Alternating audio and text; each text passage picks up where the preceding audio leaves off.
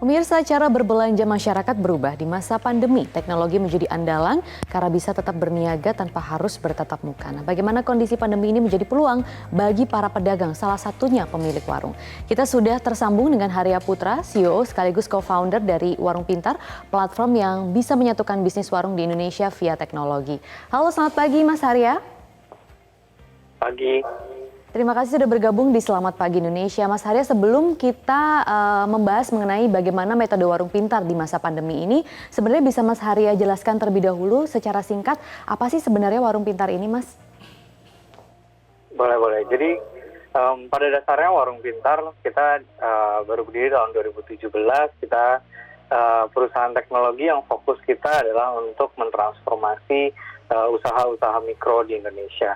Jadi kita lihat sebetulnya banyak peluang, banyak celah dari pola berbisnisnya mikrobisnis yang sebenarnya bisa kita efisiensikan atau kita maksimal lagi melalui berbagai teknologi. Nah, namun kita memang mulai dari warung terlebih dahulu gitu, yang sebenarnya kita juga lebih familiar gitu.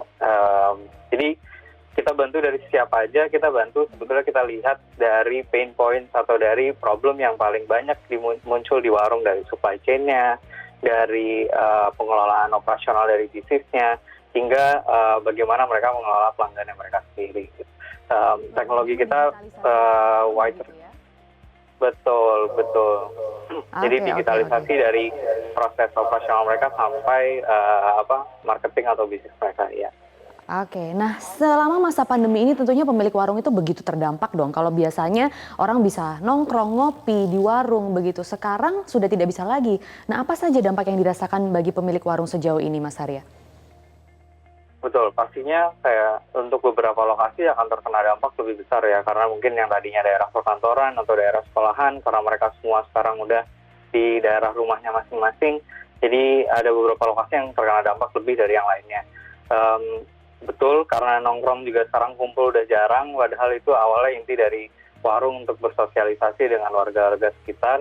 Mereka pun, kita juga dari mitra-mitra kita, banyak yang akhirnya menghubungi kita untuk berkonsultasi apa sih yang harus kita lakuin gitu, karena mereka ada yang turun setengahnya, ada yang bahkan tidak bisa beroperasional sama sekali. Nah, jadi dampaknya karena mereka juga cash flow ataupun perputaran uang itu sifatnya harian, kita nggak bisa berhenti satu hari pun gitu. Jadi mereka juga banyak yang kreatif untuk mencari jalan keluar, bagaimana tetap bisa melayani masyarakat yang pastinya masih butuh banyak kebutuhan sehari-hari di sekitar warung-warung mereka. Nah, disitulah sebenarnya kita cari jalan bareng-bareng. Warung Pintar pun coba support dengan beberapa teknologi yang kita punya untuk tetap relevan terhadap situasi COVID seperti ini. Yeah. Inovasi-inovasi apa yang dilakukan oleh Warung Pintar di masa pandemi ini untuk tetap bisa menjangkau para pemilik warung mempertahankan pendapatannya, Mas Haria? Nah, untuk itu ada dua hal yang sebetulnya alhamdulillah kita sudah mulai jalan. Jadi pada awalnya memang kita mencoba beberapa hal, kita validasi, seperti layaknya bisnis yang lainnya pasti putar otak untuk mencari jalan. Tapi dua hal ini yang kita jalankan, satu ada yang namanya jajan pintar, yang kedua namanya bantuan pintar. Jadi kita lihat bahwa untuk jajan pintar sendiri gitu, pelanggan pasti masih ingin berinteraksi dengan pedagang, karena biasanya nongkrong yang bikin menarik adalah pedagangnya sendiri. Kita ngobrol, mereka pasti semua punya cerita. Jadi peranan kita di sini adalah membantu warung untuk bisa terhubung dengan pelanggan yang mungkin masih ada di rumahnya. Jadi caranya kita bantu marketing mereka, kita bantu reach pelanggan-pelanggan melalui WhatsApp dan platform marketing lainnya. Jadi ketika ada pelanggan yang WhatsApp, kita akan kenalin mereka ke warung yang terdekat. Nanti di situ mereka bisa transaksi, bisa kenalan, bisa ngobrol, dan hingga transaksi. Nah, untuk jajan pintar memang kita juga berusaha melakukan edukasi terhadap penanganan atau transaksi dalam masa COVID. Kita pakai acuan dari lembaga-lembaga resmi yang ada.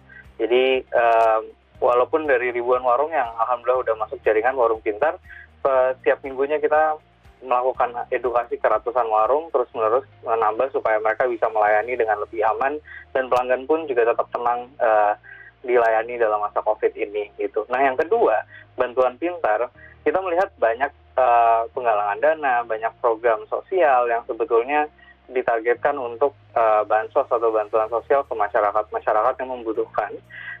kita sadar bahwa warung itu ada di mana-mana. Warung bisa menjaring, bisa meraih masyarakat di sampai gang-gang kecil kan bahkan pasti ada gitu. Di satu sisi lain memang logistik menjadi PR juga buat kita semua. Maka dari itu kita lihat peluang bahwa warung ini aktivitasnya bisa berubah. Yang tadinya dia harus buka toko gitu ya, duduk dan menunggu pelanggan, kita ganti. Kenapa nggak warung kita manfaatin juga untuk jadi jaringan, kita bantu menyalurkan bantuan sosial tersebut. Jadi warung pun tetap masih bisa beraktivitas yang tadinya mungkin bahasa bisnisnya B2C gitu ya, business to consumer, sekarang jadi ada B2B-nya juga, business to business. Jadi kita jadi wadah, platform untuk program-program bantuan sosial di luar sana gitu. Oke.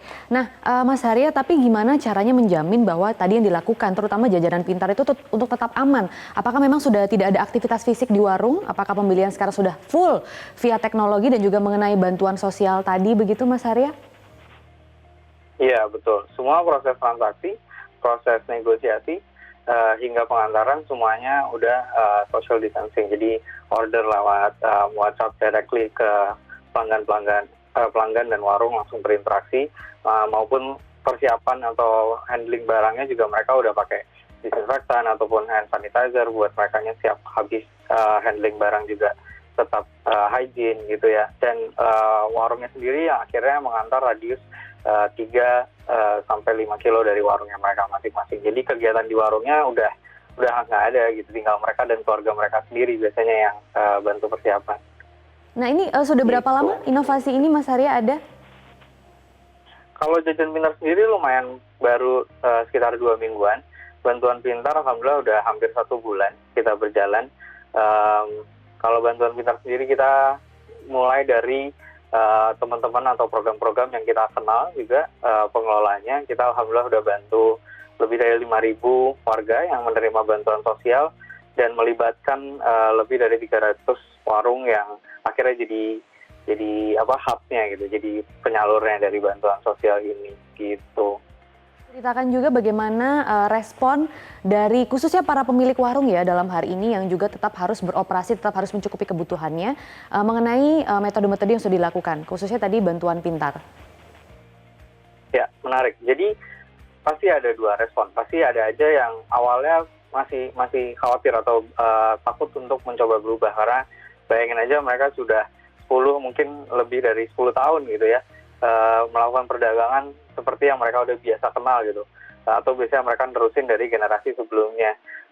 Ketika ada tuntutan untuk berubah juga pasti akan melihat keadaan dulu, ini aman atau enggak, ini beneran bisa jalan atau tidak gitu, karena mereka juga ada risiko yang harus ditanggung. Cuman ada beberapa yang akhirnya kita sebutnya dengan jadi leader of the changes juga, yang secara instan senang dan langsung akhirnya oke deh kita hajar, kita coba aja, dan mereka yang akhir menjadi contoh, menularkan ke yang lain-lainnya. Jadi sekarang responnya alhamdulillah, menurut saya salah satu yang paling penting adalah kita tetap menularkan semangat untuk kita mau apapun nanti keadaannya, mau nanti new normal ataupun seperti apa ke depannya, untuk bisa terus adaptif gitu. Jadi message-nya kita mau ajak terus adaptif. Mungkin sekarang baru 2 hal itu, kita nggak tahu ke depannya mungkin bisa lebih banyak lagi. Jadi kita juga senang responsifnya mereka sangat positif nih ya. Oke, kontribusi-kontribusi apa ke depannya yang mungkin akan dilakukan oleh Warung Pintar khususnya untuk lebih membantu di sini yang terkena dampak pandemi COVID-19, Mas Harya? Ya, nomor 1 pasti di 2 program itu tadi kita akan ekspansi lebih luas lagi. Kalau sekarang memang kita baru jalan di beberapa area operasional yang utama, salah satunya kita di Jabodetabek itu dan Surabaya. Mungkin ketika program atau modelnya ini sudah lebih menjajak ke warung-warung tersebut, kita akan memperluas lagi ke warung-warung lain yang mungkin belum punya kesempatan yang sama gitu. Jadi 1 pasti 2 program tadi kita akan luaskan. Yang kedua, sebetulnya kita mungkin nggak bisa ngomong pasti apakah inovasinya bentuknya seperti apa, tapi kita ada beberapa hipotesa gitu. Jadi kita terus dengerin dari pelanggan nih pergerakannya kemana. Dari warung itu ada habit atau bentuk seperti apa, setiap minggunya kita coba iterasi baru lagi yang mungkin belum bisa kita jelasin detail sekarang. Iya. Oke, kita tunggu inovasi-inovasi lanjutannya dari Warung Pintar untuk terus membantu penanganan pandemi COVID-19 ini. Terima kasih Harya Putra, CEO dari Warung Pintar.